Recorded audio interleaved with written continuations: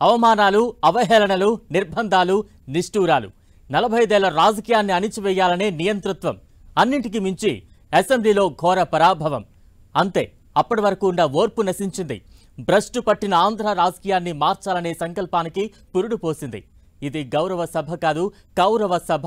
ఇంత అవమానం జరిగిన ఈ సభలో ఒక్క క్షణం కూడా ఉండను. మిమ్మల్ని గద్దె దించాక సీఎంగానే ఈ సభలో అడుగు పెడతా అంటూ చేసిన భీషణ ప్రతిజ్ఞ ఫలించింది. ఏ సంఖ్యాబలం చూసి రెచ్చిపోయారో ఆ సంఖ్యను తలదన్నేలా ప్రతిపక్ష హోదా కూడా దక్కకుండా పూర్తిగా ఏకపక్ష విజయం సొంతం చేసుకున్నారు చంద్రబాబు. చరిత్ర సృష్టించిన చంద్రబాబు చిరస్మరణీయ విజయంతో సరికొత్త అధ్యాయం. శపథం చేశాడు, సాధించాడు. ముఖ్యమంత్రి ఈ హౌస్ కు వస్తాను తప్ప అదర్వైజ్ నాకు రాజకీయాలు అవసరం లేదు. మళ్లీ చెబుతున్నా, ముఖ్యమంత్రిగానే ఈ హౌస్ కు వస్తాను తప్ప అదర్వైజ్ నాకు ఈ రాజకీయాలు అవసరం లేదు అన్న చంద్రబాబు మాటలు అంతా మళ్లీ గుర్తు చేసుకుంటున్నారు. సరిగ్గా 3 ఏళ్ల క్రితం ఏపీ అసెంబ్లీలో చంద్రబాబు సతీమణిని ఉద్దేశించి కొందరు మంత్రులు చేసిన వ్యాఖ్యలతో కలత చెందిన బాబు మళ్లీ ముఖ్యమంత్రిగానే అసెంబ్లీకి వస్తా అంటూ శపథం చేశారు. అన్నట్లుగానే ఆ తరువాత అసెంబ్లీ వైపు చూడలేదు బాబు. మళ్లీ ఇప్పుడు సీఎంగా ప్రమాణం చేసిన తరువాతే అసెంబ్లీలో అడుగు పెట్టనున్నారు. 45 ఏళ్ల రాజకీయ జీవితం, జాతీయ రాజకీయాల్లో చక్రం తిప్పిన అనుభవం, ప్రధానులు, రాష్ట్రపతులు, పార్లమెంటు స్పీకర్గా ఎవరు ఉండాలనే నిర్ణయించేటంతటి సామర్థ్యం. కానీ గత ఎన్నికల ఓటమి తరువాత చంద్రబాబు మళ్లీ కోలుకోలేరని అనుకున్నారు. 74 ఏళ్ల వయసు వచ్చాక ఆయన రాజకీయాల్లో కొనసాగలేరని భావించారు. కానీ అటువైపు ఉన్నది చంద్రబాబు. మిన్ను వెరిగి మీద పడ్డ సత్తువంతా కూడదీసుకుని కొట్లాడగల మొండిగుండే అది. అందుకే తనను అవమానించిన, హేళన చేసిన నేతలకు సమాధానం ఇవ్వాలని నిర్ణయించుకున్నారు. తాను సీఎంగా అడుగు పెట్టడమే కాకుండా తనపై నోరు పారేసుకున్న ఏ ఒక్కరిని అసెంబ్లీ గేటు కూడా తాకనీయకుండా చేశారు. ఈ ధర్మ పోరాటంలో మీరు సహకరించండి. సహకరిస్తే రాష్ట్రాన్ని కాపాడుకోవడంలో నా వంతు కర్తవ్యం చేస్తాను. అసెంబ్లీకి క్షేత్రస్థాయిలో తేల్చుకున్న తర్వాతనే అసెంబ్లీకి వెళ్తాను. అంతవరకు వెళ్ళను. 164 సీట్లతో ఏపీలో కొత్త ప్రభుత్వం ఏర్పాటు చేయనున్న చంద్రబాబుకు అధికారం కొత్త కాదు. 45 ఏళ్ల రాజకీయ అనుభవంలో ఎన్నో ఎత్తుపల్లాలు చూశారు చంద్రబాబు. 14 ఏళ్లు సీఎం, మరో 19 ఏళ్లు ప్రతిపక్ష నేతగా పనిచేశారు. జాతీయ రాజకీయాలను శాసించారు. కానీ గత ఎన్నికల తరువాత చంద్రబాబు పరిస్థితి పూర్తిగా తలకిందులైంది. రాష్ట్ర విభజన తరువాత 2014లో మూడోసారి ఏపీ సీఎంగా బాధ్యతలు స్వీకరించిన చంద్రబాబు కొత్త రాష్ట్రం పునర్నిర్మాణానికి ఎంతో కృషి చేశారు. కానీ ప్రజలు ఇంకేదో ఆలోచించారు. 2019 ఎన్నికల్లో చంద్రబాబును ఓడించారు. అయితే ఆ ఎన్నికల్లో ఓటమిని హుందాగా అంగీకరించిన చంద్రబాబు ఆ తరువాత జరిగిన పరిణామాలతో రెట్టించిన ఉత్సాహంతో గోడకు కొట్టిన బంతిలా అంతే వేగంగా పుంజుకున్నారు. తెలుగుదేశం చరిత్రలోనే కనీవినీ ఎరుగని విజయాన్ని సొంతం చేసుకున్నారు. ఇది ఒక తెలుగుదేశం పార్టీ చరిత్రలో, ఆంధ్రప్రదేశ్ రాష్ట్ర ప్రజల చరిత్రలో సువర్ణాక్షరాలతో లిఖించదగ్గ ఎన్నిక. ఇది ఒక హిస్టారికల్ ఎన్నిక. ఆగస్టు క్రైసిస్ తర్వాత ఎన్టీ రామారావు గారు పార్టీ పెట్టిన తర్వాత 83లో మేము గెలిచాం. అప్పుడు 200 సీట్లు వచ్చాయి. కొత్తగా పార్టీ పెడతానే ఎన్నికలకు వెళ్ళి 9 నెలలు అధికారంలోకి వస్తే 200 సీట్లు వచ్చాయి. 94లో మీరు ఒక్కసారి చూస్తే ప్రజా వ్యతిరేకం వల్ల 3 ముఖ్యమంత్రులు మారడం వల్ల ఆ రోజు మీరు ఎన్నికలు చూస్తే దగ్గర అపోజిషన్ పార్టీకి రిక్వైర్డ్ నెంబర్ అంటే అపోజిషన్ లీడర్గా వచ్చే స్టేటస్ రాకుండా వచ్చాయి. అవన్నిటిని మరిపించే విధంగా ఈసారి ఊహించని విధంగా వచ్చింది. గత ఎన్నికల్లో కేవలం 23 సీట్లకే పరిమితమైన చంద్రబాబు మళ్లీ ఈ స్థాయి విజయాన్ని సాధిస్తారని అప్పట్లో ఏ ఒక్కరూ ఊహించి ఉండరు. కాని చంద్రబాబు చాణక్యం ఇక్కడే గమనించాలని ఆయన రాజనీతిజ్ఞత తెలిసిన వారు అంటుంటారు. అదను చూసి దెబ్బతీయడంలో దిట్టయిన చంద్రబాబు వైసీపీని కూకటి వేళ్లతో పెకలించేలా భారీ వ్యూహాన్ని రచించారు.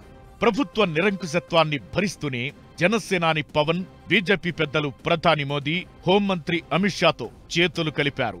జగన్ను ఒంటరి చేయడమే కాకుండా పక్కా పోల్ మేనేజ్మెంట్ తో విజయ దుందుభి మోగించారు.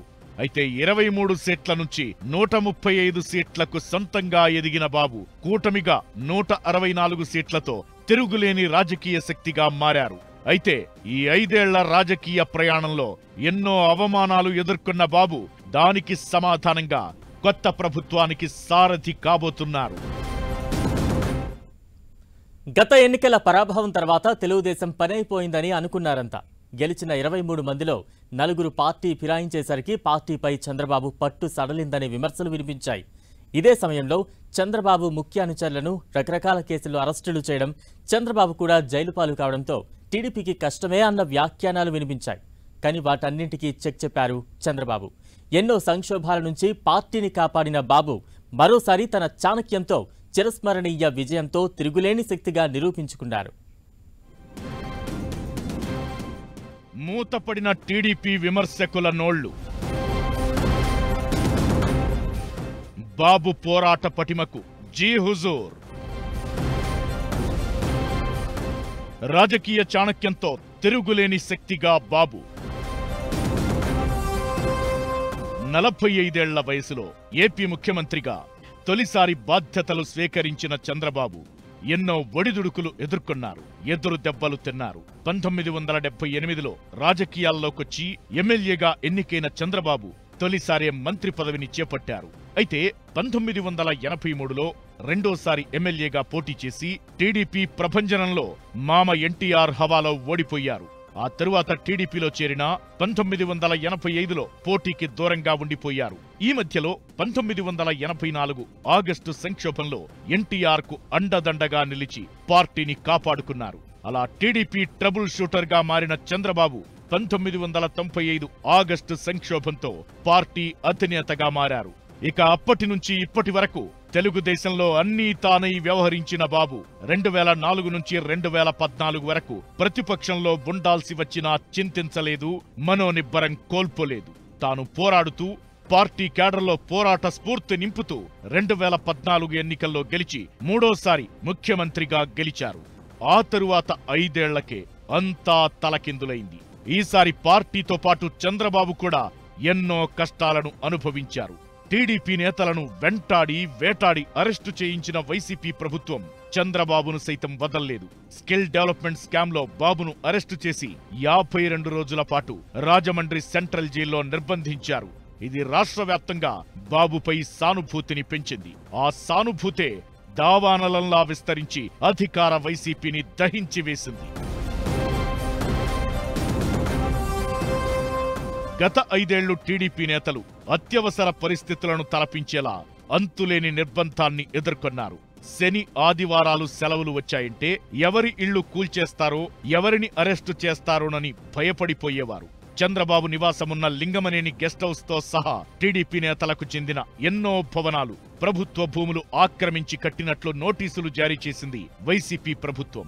అయ్యన్న పాత్రుడు, సబ్బంహరి ఇళ్ల కూల్చివేతకు సిద్ధమైంది. ఇక శ్రీకాకుళం నుంచి అనంతపురం వరకు టీడీపీలో కీలకంగా పనిచేస్తున్న సీనియర్ నేతలు అచ్చెన్నాయుడు, బండారు సత్యనారాయణమూర్తి, ఆదిరెడ్డి అప్పారావు, చింతమనేని ప్రభాకర్, ధూళిపాళ్ల నరేంద్ర, కొల్లు రవీంద్ర, జేసీ ప్రభాకర్ రెడ్డి, అస్మిత్ రెడ్డిలను అరెస్టు చేసి జైళ్లకు పంపింది.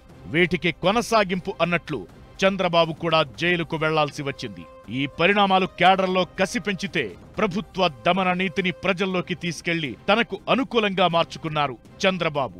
చంద్రబాబుతో సహా టీడీపీ నేతల అరెస్టులన్నీ కక్షపూరిత రాజకీయాల్లో భాగమేనన్న భావన కల్పించడంలో సక్సెస్ అయ్యారు. ప్రజలు కూడా నేతల వరుస అరెస్టులను తప్పుగా భావించి టీడీపీపై ఓట్ల వర్షం కురిపించారు. ఇలా పోలీసు కేసులతో పాటు జైలు జీవితాన్ని ఎదుర్కొన్న చంద్రబాబు ప్రభుత్వంపై ప్రజల్లో వ్యతిరేకతను సొమ్ము చేసుకోవడానికి ఏ అవకాశాన్ని వదులుకోలేదు. తన పర్యటనలను ప్రభుత్వం అడుగడుగునా అడ్డుకోవడంతో పాటు తన కాన్వాయ్పై రాళ్లు విసిరినా, తన పర్యటనల్లో ప్రత్యర్థులు విధ్వంసం సృష్టించినా అదరకుండా బెదరకుండా క్యాడర్ కట్టు తప్పకుండా చాలా జాగ్రత్తగా హ్యాండిల్ చేశారు. ఎర్రగొండపాలెంలో మాజీ మంత్రి ఆదిమూలపు సురేష్ చొక్కా విప్పి నిరసన పేరిట రెచ్చగొట్టాలని చూసినా, అంగళ్లులో రాళ్ల వర్షం కురిపించి శాంతి భద్రతల సమస్యను సృష్టించాలని ప్రయత్నించిన చంద్రబాబు సంయమనం కోల్పోలేదు. సీనియర్ నేతగా పరిణతితో వ్యవహరించి ప్రభుత్వ తప్పిదాలను ప్రజల్లోకి యథాతథంగా తీసుకెళ్లారు. ఇక పల్నాడు ప్రాంతంలో ప్రత్యర్థుల దురాగతాలు శృతిమించి టీడీపీ కార్యకర్తలు ఇళ్ళు ఊళ్ళు వదిలేస్తే వారందరినీ తిరిగి స్వగ్రామాలకు తీసుకెళ్లడానికి పెద్ద సాహసమే చేశారు చంద్రబాబు. ఆ సమయంలో చంద్రబాబు ఇంటి గేటును తాళ్లతో కట్టేసిన పోలీసులు చంద్రబాబు అడుగు బయట పెట్టకుండా అడ్డుకుంటే ఆ తాళ్లనే వైసీపీ ప్రభుత్వానికి ఉరితాడుగా మార్చుతానని అప్పట్లో శపథం చేశారు చంద్రబాబు. అన్నట్లుగానే ఇప్పుడు జగన్ సర్కారును సాగనంపారు. ఒక ప్రణాళిక ప్రకారం పార్టీని నడిపిన చంద్రబాబు 5 ఏళ్లుగా ఏ సందర్భంలోనూ విశ్వాసం కోల్పోలేదు. రెట్టించిన ఉత్సాహంతో నవయువకుడిలా పోరాడారు. ముసలాడని వైసీపీ విమర్శిస్తే ఎర్రటి ఎండను సైతం లెక్క చేయకుండా ఎన్నికల్లో పోరాడి విమర్శించిన వారే 2 చేతులెత్తి నమస్కరించే విజయాన్ని అందుకున్నారు.